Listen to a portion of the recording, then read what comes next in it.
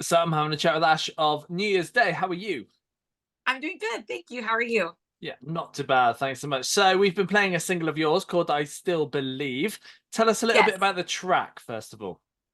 So I Still Believe was the first song actually written for this record.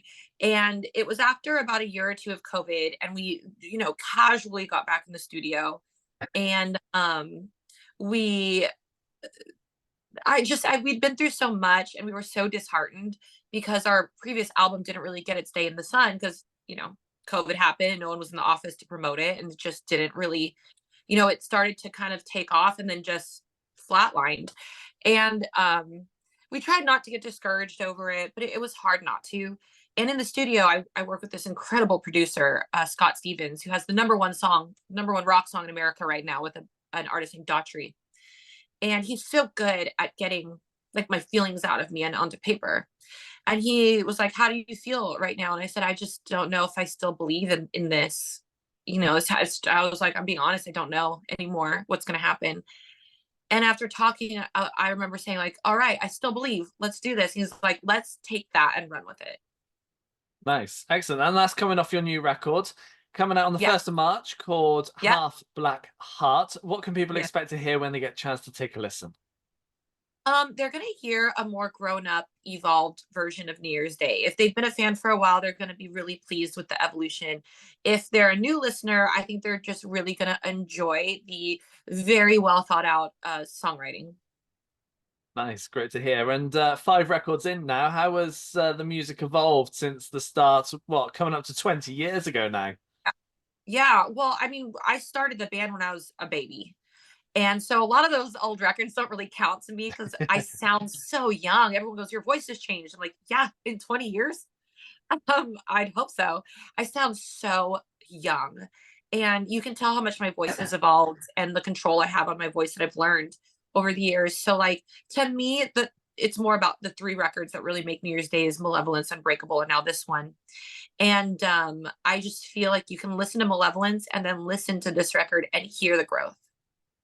Yeah, nice. And I was going to ask you this a little bit later, but I'll ask you it now because I think I might know what the answer is. But 20 years in since the debut, have you got anything planned for the 20-year anniversary or not? No, we're so busy. We're so busy. I Our 10-year anniversary of our most popular song, Angel Eyes, just flew by. Hmm. And I didn't even realize it because we're just like, it's so busy over here. Yeah, I can well imagine. And speaking of being busy, you've got a tour coming up with Lacuna Coil in the States. I bet you can't wait to be touring again. I've always wanted to tour with them.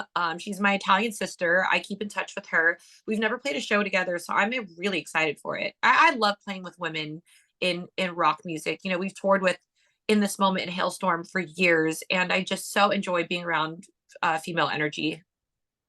Yeah, yeah, absolutely. And we're going to play this interview just after your album's out because it's International Women's Day, the week after the album release. So it's a Awesome. it's a women's special. That's So very what's it cool. what's it like being a woman in a fairly male dominated rock genre? It doesn't really feel male dominated anymore. I've been doing this a really long time, and there was a time where my answer would have been different, but it actually Mhm. feels very female dominated, Do you at think least here you in the US. Yeah, do you think you and the artists you've toured with over the years, the ones you've mentioned, have had an impact on getting more women into music and into the genre? I think women artists have always had an impact on women coming into the genre, but I think the big impact more so now is women, female promoters, female DJs, female venue operators, female crew, female festival. All in more of the other aspects. I feel like it's become way more female. Yeah, I would agree with you there as well. Yeah. Now you mentioned festivals as well. Then you've got a few festivals coming up in the summer. What have you got planned for the summer months and some festivals? Well, I can't divulge our summer tour information right now, but I'm a big personal fan of playing festivals. I just think they're so much fun. I love the crowds are obviously there to have a good time, so the shows are always great. And then you get to see a lot of friends on a personal level, like friends from bands you toured with or crew from other tours you've been on. And it's always just feels like some sort of really rock and roll high school reunion. So I always look forward to it. Yeah, I can well imagine. And all the dates, I've got your list of dates open at the moment. Is all US based? Are you hoping to come over to here to Europe as well and elsewhere? Yes, I can't say on record, but we will be sharing some information on that soon. Nice. And you've toured many places as well. Where are you hoping to tour that you maybe not have done so before? We get asked a lot to go to South America. So I would love for that to be a thing.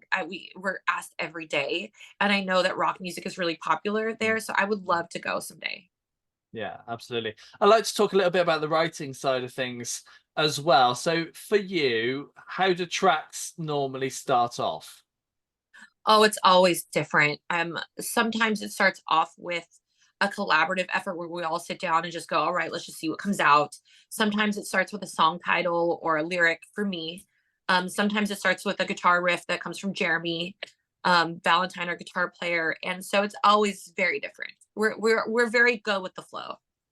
And if and when the music comes first, how easy do you find it to add lyrics to the music that's already been created? Very easy.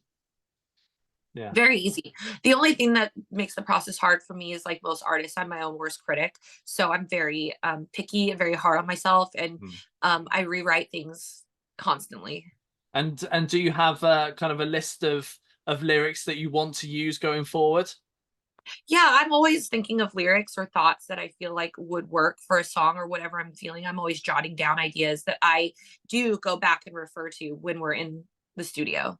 Is there any that come to mind that you really want to use in a song at some point in the future? I kind of used them all up on this album, so I don't have any.